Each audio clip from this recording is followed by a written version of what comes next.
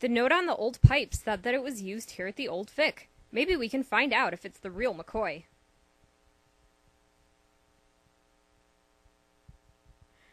We've got quite a lot of souvenirs here from old plays and shows. Our costume shop keeps all kinds of goodies from famous plays we've run.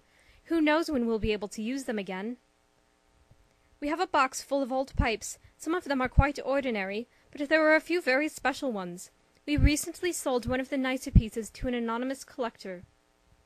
It was a lovely old meerschaum pipe, you know, the kind with the long curved bowl. Sir Alex Livermore smoked it on stage in an old Sherlock Holmes play. Quite a collectible, I suppose, even if it did have a bit of a dent on the bottom of the bowl. An album in the stage manager's booth has a collection of old playbills from the Old Vic's history. It just happened to be sitting there.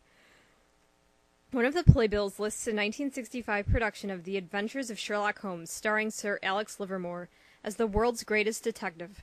The publicity photo shows a tall, sharp-faced man in a smoking jacket holding a meerschaum pipe.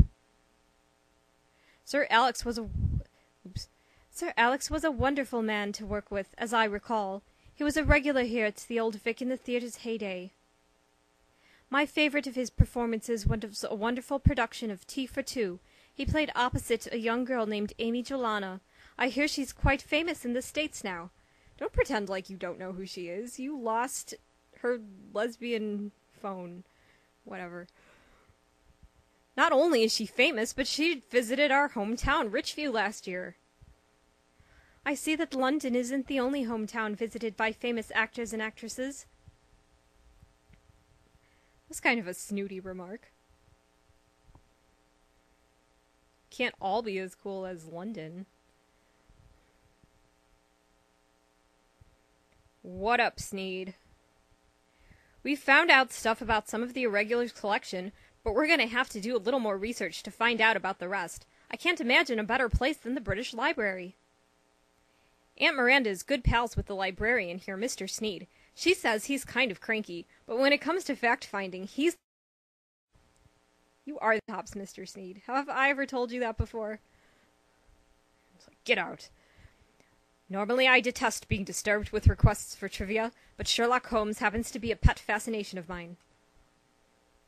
Upon getting a phone call from your Uncle Basil, I decided to do a little reliable data gathering for you on the world's greatest detective, before you filled your heads with ludicrous twaddle on the subject.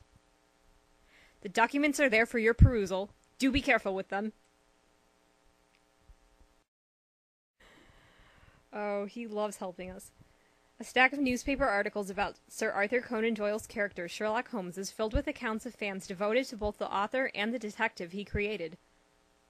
One article notes that to this day the non-existent address of 221B Baker Street receives as many as 200 letters a week to Sherlock Holmes, detective. The fact that there is not now, nor ever has been, a true 221B address on Baker Street doesn't stop the mailings.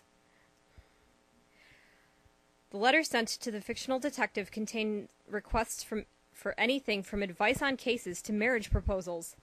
Yeah, that's not really going to happen. Many are received by the current tenant of numbers 215 through 229 Baker Street, the Abbey National Bank headquarters.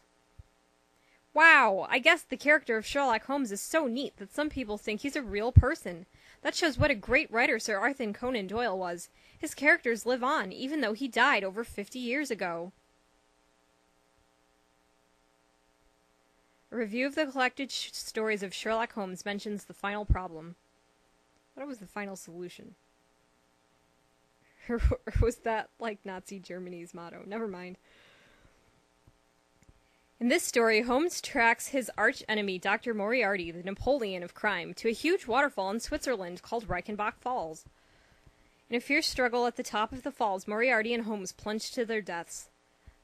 The review mentions that public outcry over the death of Holmes was so great, Arthur Conan Doyle's publishers made him write a story about the return of Holmes, explaining his cunning escape from the watery death.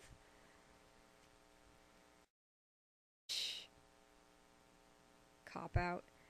The water in the vial is supposed to be from the Reichenbach Falls in Switzerland. If there is no place called Reichenbach Falls, then the water must be fake. Which book do you think might help us find out if a place in Switzerland is real. Book of Birds. Select the book that would most likely tell us if there is a Reichenbach Falls in Switzerland. I'm telling you, we never use the world record book.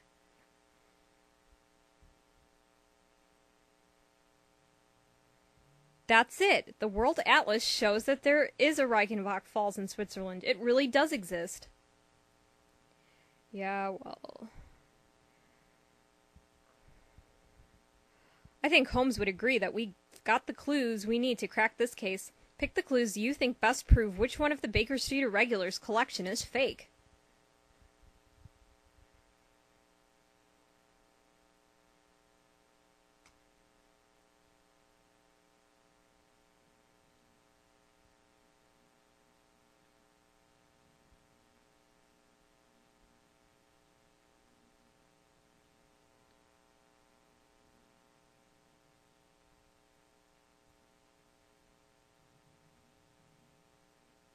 Those are the clues we need. Now pick the item that you think is bogus.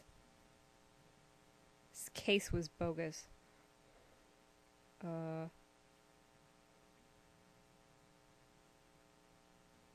You got it! The number plate is a fake! Seriously, who is Mrs. Hudson? I'm pretty sure this is the only episode that she appears in. Mrs. Hudson told us that each year 4 members of the Baker Street Irregulars submit Sherlock Holmes-related items. There are only 4 people in that whole club for their club collection, but each year one piece of memorabilia is a fraud. The challenge is to spot the fake piece. The deerstalker cap from Hound of the Baskervilles seemed to fit the description of the genuine article that Miss Dunbar at Madame Tussaud's gave us. The pipe, supposedly used by Sir Alex Livermore portraying Sherlock Holmes on stage at the Old Vic, matched Mrs. Skew's description of the authentic item from the Old Vic's costuming department. It was just thrown in a box. It's like worth $4,000. It's just like, oh, here it is. The water in the vial could have come from Reichenbach Falls, as there is a waterfall in Switzerland with that name, but we didn't find any real proof to back that up. What we did find was a clue that proved for sure that the number plate must be a fake. There has never been a 221 Baker Street. Sir Arthur Conan Doyle invented that fictional address for his character. The number plate couldn't possibly be real. Oh, thank God we got that case over with. Whew. Young Sleuths win Holmes fans' annual contest. Visiting detective duo Carson Drew and Jennifer Eagle took the Baker Street Irregulars by storm yesterday when they beat longtime fan club members to the punch. All 4 of them. The duo correctly identified the fraudulent item of Sherlock Holmes memorabilia from a group submitted to the club's collection. Wait, that's it? Where'd the rest go? Where's page 2? Alright, whatever. Who cares?